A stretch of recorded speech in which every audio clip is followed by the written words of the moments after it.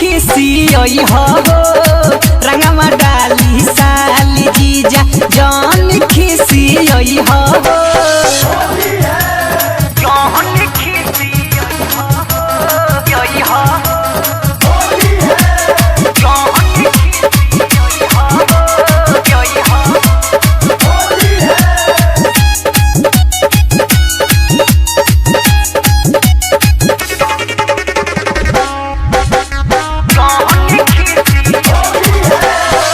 मन में हमारा बाटे सपनावा रघु से खेलब होली जी गाल में चाहे मौली जो बनावा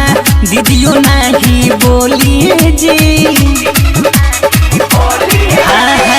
मन में हमारा बाटे सपनावा रघु से खेलम होली जी गाल में चाहे मौली जो बनावा दीदियो नहीं बोली जी साली होली आधा घर वाली जनी हमारा से शरमई हो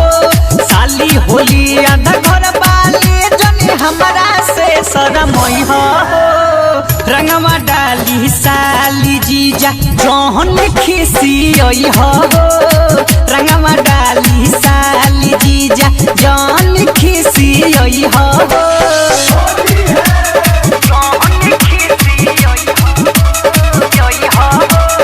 म्यूजिक बाय नवल के राय।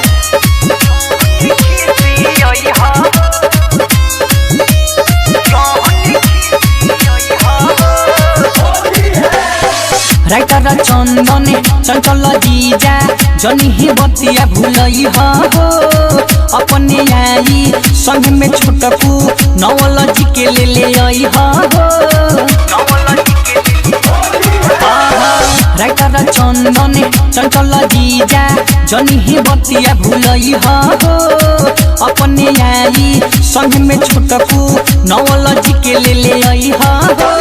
बड़ी पुआ हम पकाए मजी जाना कोडुबा के खोई हो बड़ी पुआ हम पकाए मजी जाना कोडुबा के खोई हो रंगवा डाली साली जीजा जौन खिसियई हो